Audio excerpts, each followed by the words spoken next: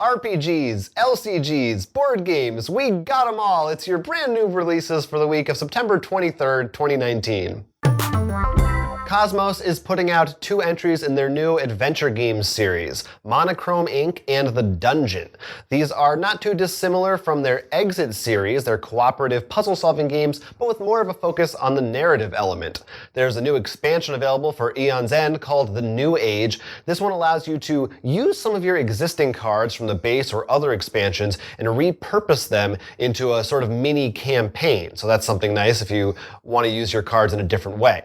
There's a new RPG from Modiphius called Black Void that involves the Earth having kind of exploded, and there's an evil Black Void, and you're survivors / descendants of survivors, and you're dealing with the mysteries therein. There's a lot of lore that you'll have to look into if you want to fully understand what that means, because I don't.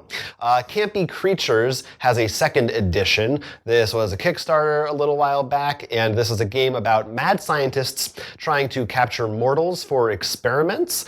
Includes, of course, famous monsters, Frankenstein, what have you. The new version has new cards, some upgraded components, and some new mechanics as well. There is a new release for Dungeons & Dragons 5th edition unofficially from Sandy Peterson. It's the Cthulhu Mythos for D&D 5e. This includes over 100 stat blocks for Lovecraft-related monsters, plus spells, magic items, all kinds of things related to the Cthulhu Mythos if you want to inject that into your D&D campaign.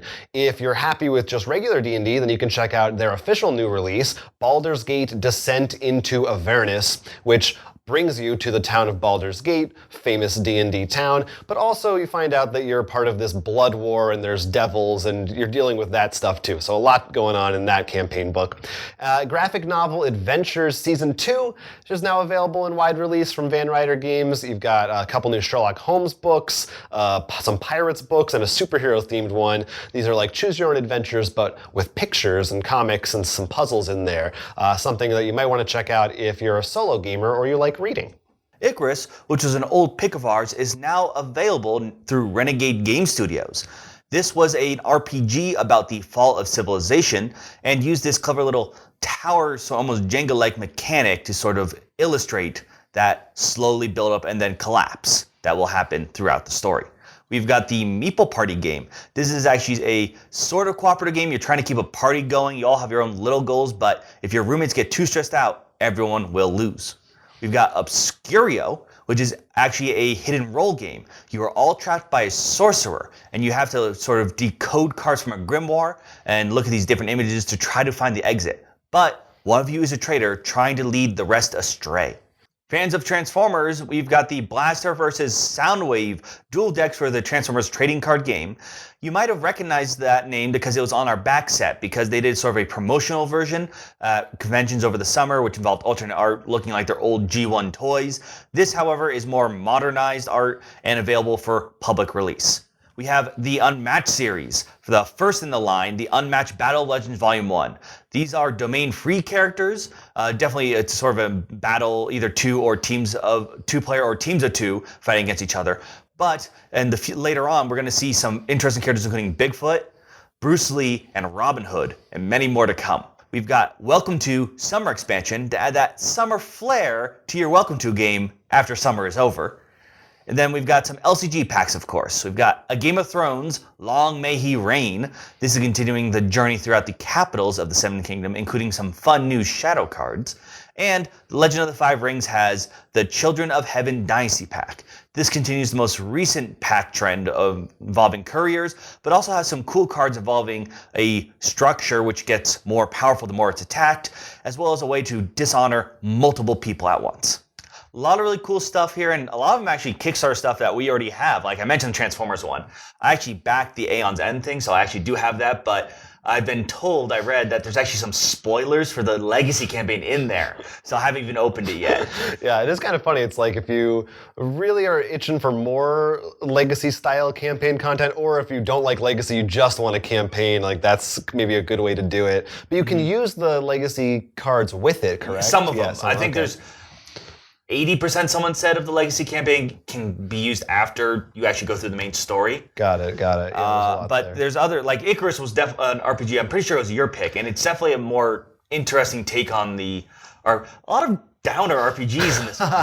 Yeah, RPGs, some of them are depressing, especially like the more indie ones. Yeah, Icarus, and we also, of course, have the Cthulhu Mythos one. Yeah, for I D&D. actually got and I gave to you because I thought it was a really cool idea.